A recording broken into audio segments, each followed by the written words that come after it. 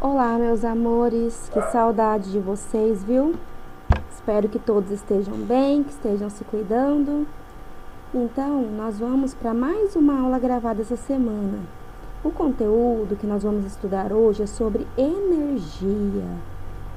E é o conteúdo que vocês já estão estudando, né? Tem uns dias, mas faltou explicar um pouquinho melhor sobre esse conteúdo. Então, vamos lá. Meus queridos, a gente costuma usar muito essa expressão, essa palavra no nosso dia a dia. Por exemplo, para quem tem crianças em casa, a gente sempre ouve falar assim: nossa, mas esse menino tem muita energia. Nossa, esse menino não dorme cedo, ele não quieta, não senta. Ele tá com muita energia. Ou então fala assim: vai lá, meu filho, vai lá, minha filha, vai brincar com seu irmãozinho para gastar um pouco da energia que ele tem, né? Então, a gente usa muito no nosso dia a dia essa palavra também. Outra coisa, vamos menino, come, tem que comer para você ganhar energia, para você conseguir estudar, para crescer, né? A gente costuma ouvir também bastante isso. Ou então, quando eu tô cansada, vamos sentar um pouco, tô sem energia. Quando o celular descarrega, a luz apaga, acabou a energia.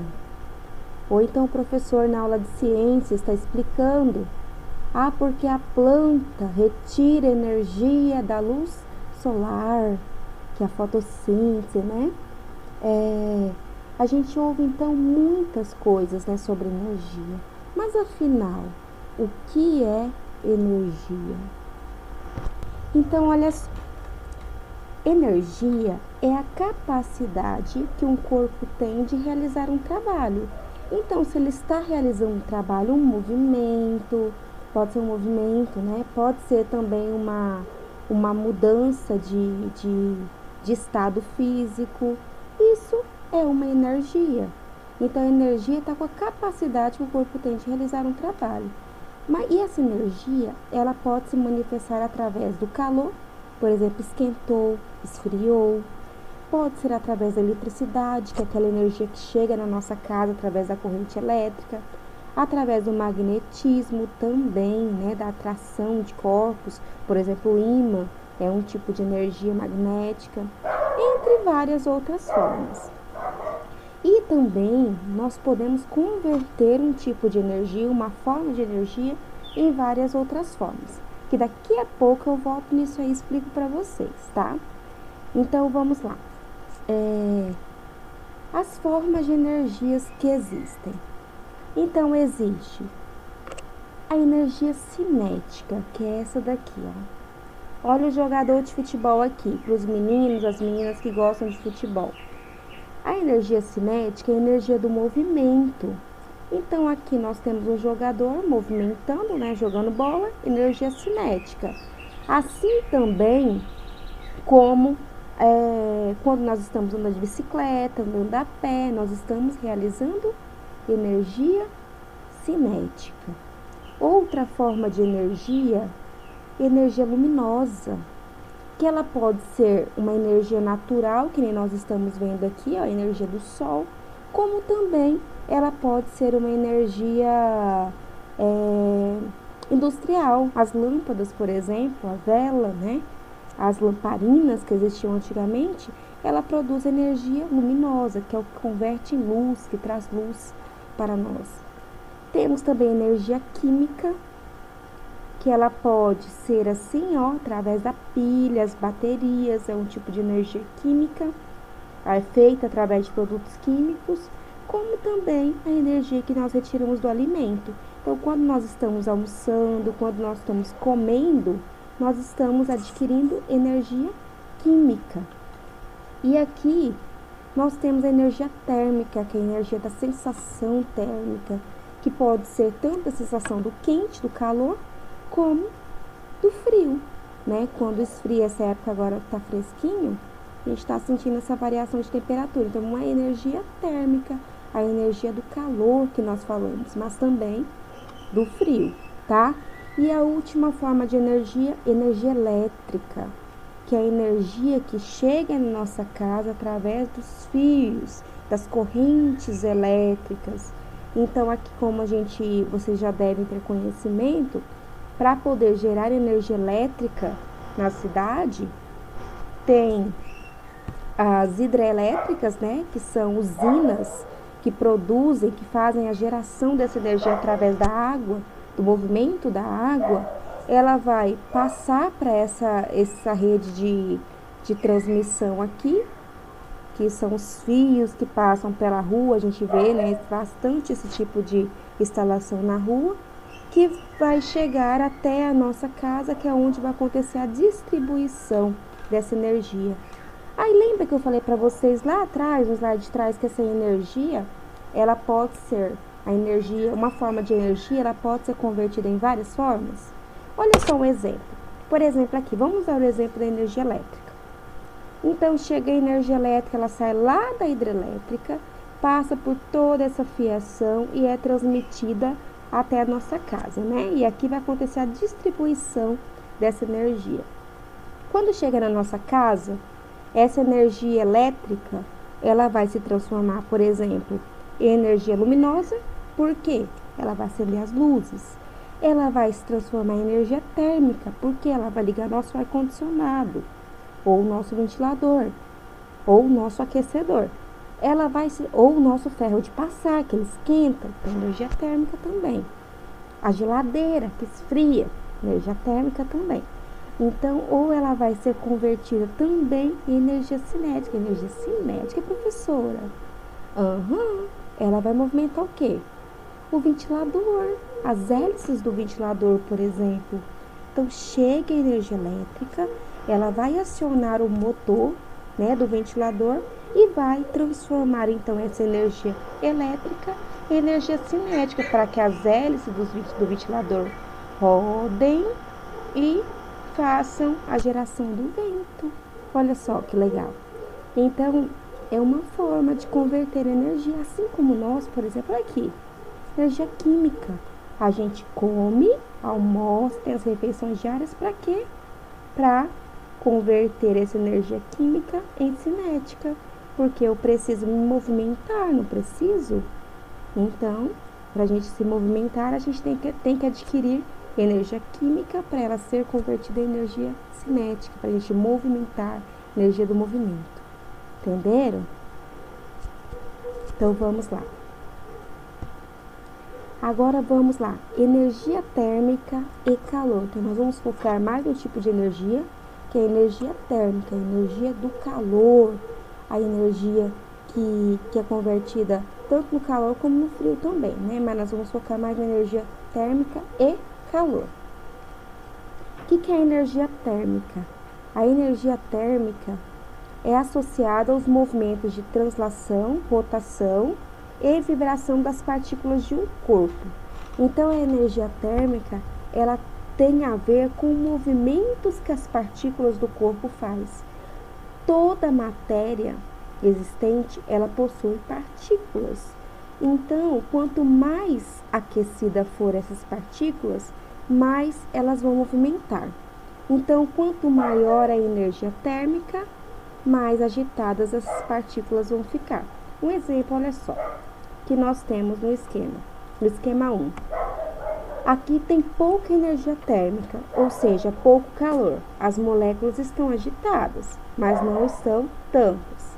Aumentou, eu aqueci mais essa energia térmica. Conforme eu aqueci mais essa energia térmica, essas moléculas aumentaram mais, elas agitaram mais, se movimentaram mais. Aí nós temos aqui então a representação de como estão essas moléculas em alguns tipos de substâncias, né? Substâncias sólidas, líquidas e gasosas.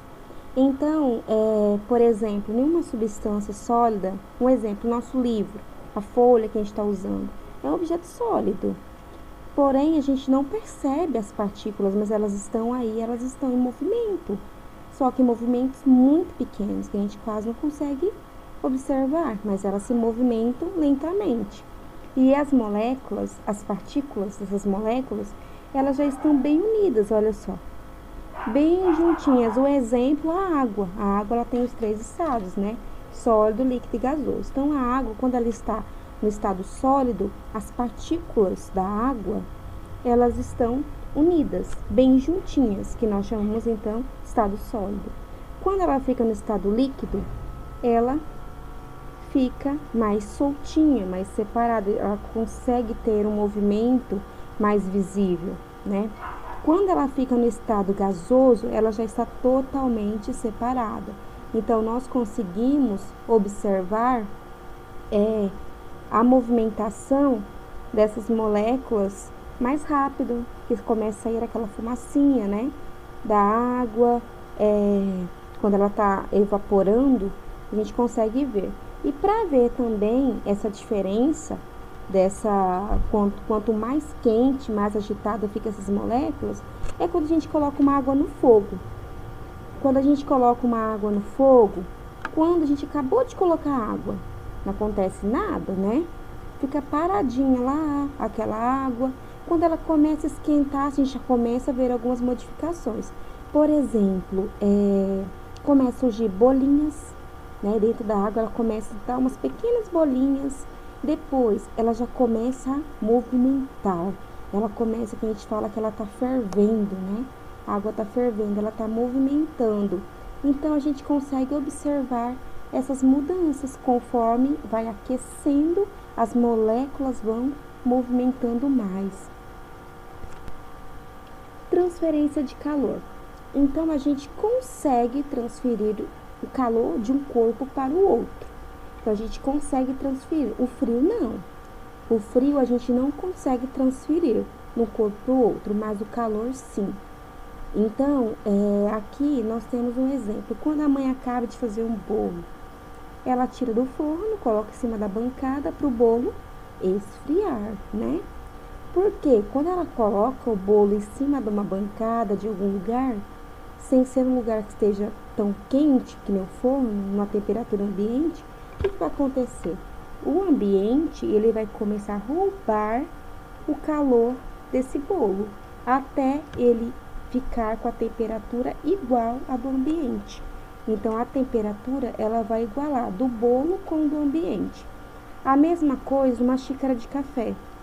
Quando a gente coloca uma xícara de café em uma bancada, então, essa xícara de café, ela vai fazer o seguinte, ela vai começar a suar e essa temperatura, ela vai começar a sair daqui da xícara e ir ou para o pires, ou para o ambiente onde ela está em cima e também para o ambiente. Então, começa a transferir esse calor para o café esfriar.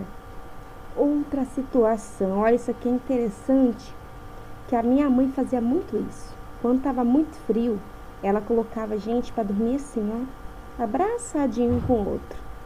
Por quê?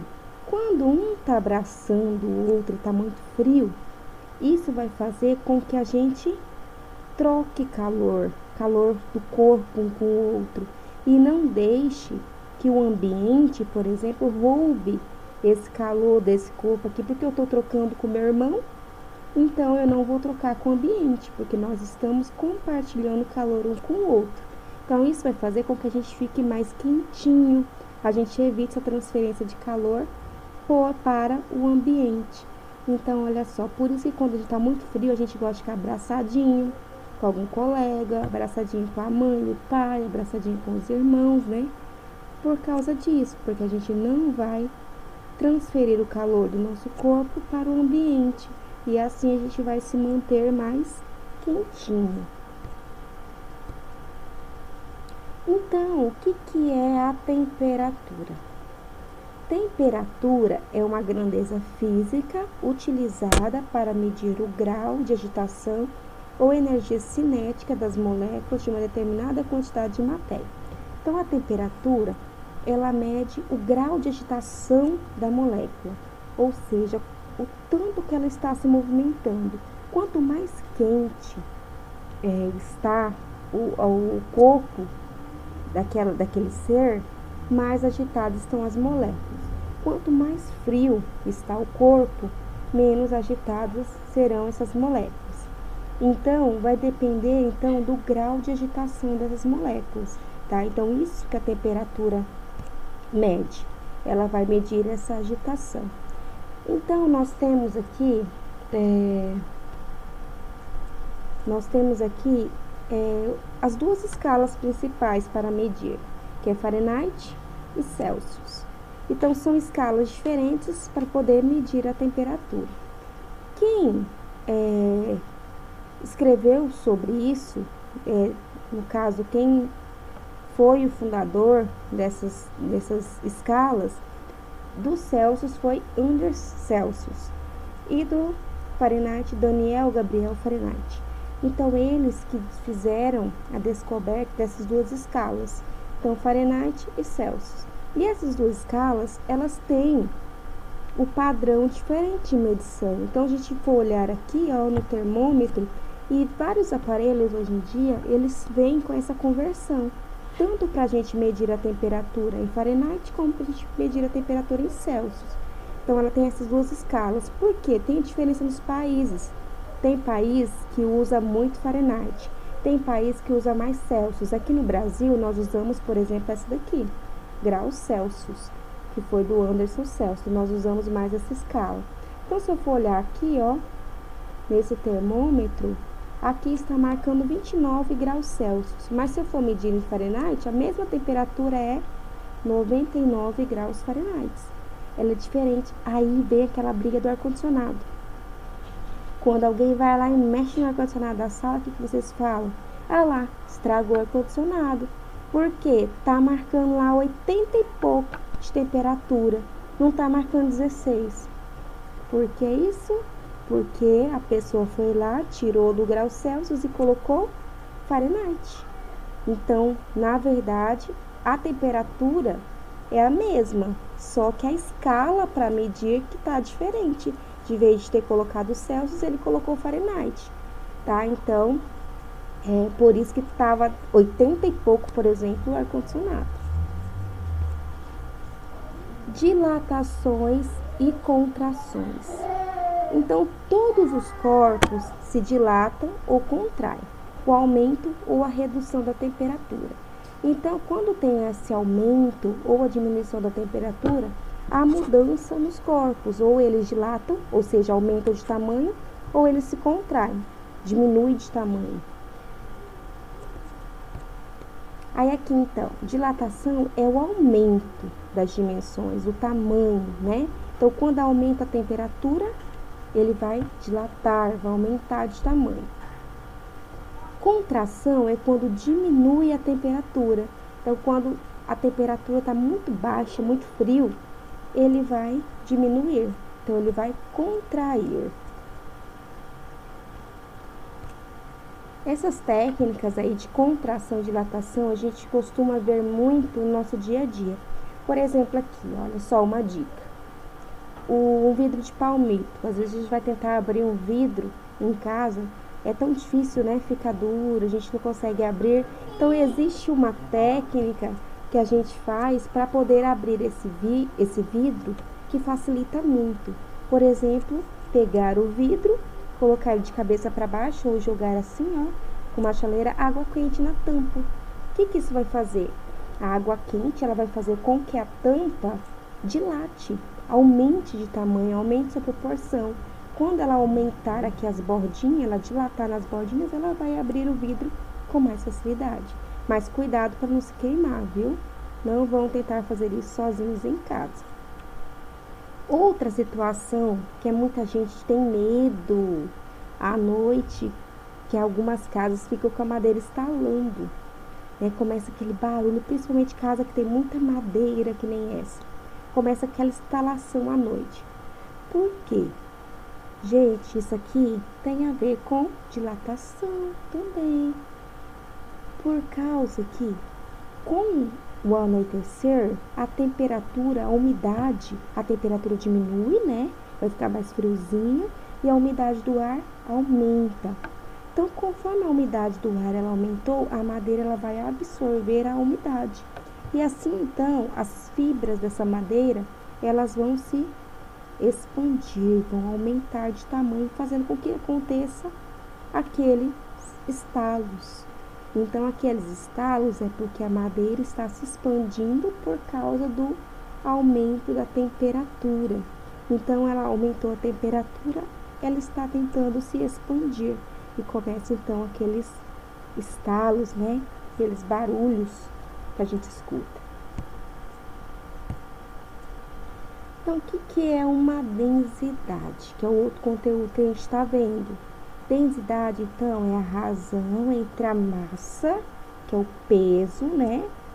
De uma substância ou de um material, e o volume por ele ocupado, ou seja, o volume que ele está ocupando, a quantidade que ele está ocupando. Professora, mas vamos lá. Mostra isso pra gente, então, o que é essa densidade no nosso dia a dia. Vamos lá, aqui nós temos uma experiência bem interessante, bem simples, com o ovo e água. Então, aqui, se eu pegar a água e o ovo cru, jogar dentro da água normal, a água da torneira, pode ser? O ovo vai afundar.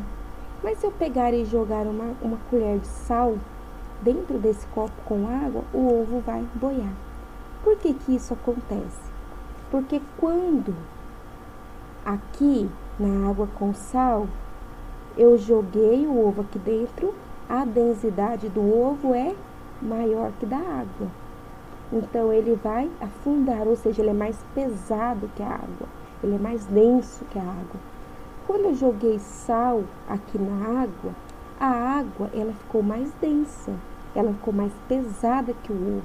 Então, como tem essa diferença de pesos aqui, de densidade, o ovo, ele flutua sobre a água, porque a água é mais densa do que o ovo. A densidade dele ficou menor. Então, por isso que tem alguns objetos que boiam e outros não, outros afundam. Os que afundam é porque a densidade do objeto é maior que da água. Os que boiam é porque a densidade do objeto é menor que o da água. Aí, olha só, vocês já viram isso aqui? Tem alguns rios, alguns mares, né? Algumas lagoas também que eu já ouvi falar que as pessoas boiam sobre a água. Então, por que isso acontece? Porque a água lá é densa, ou seja, ela deve ter uma quantidade muito grande de sal. São águas salgadas que são extremamente densas, então a densidade da água é maior que a densidade do corpo dessa pessoa aqui. Agora, a água doce, por que a gente não boia na água doce? Porque aquela água doce que a gente está acostumada o meu corpo, né, no caso, é mais denso do que a água doce, por isso que eu afundo, ok? Então, galerinha, era isso que eu tinha para falar para vocês hoje. Espero que tenham gostado. Então, vejam essa aula, revejam. Podem ler no livro aquelas páginas que eu enviei para vocês no grupo, tá? Então, bom dia para todos, boa semana. Qualquer coisa eu tô aqui. Tchau, tchau.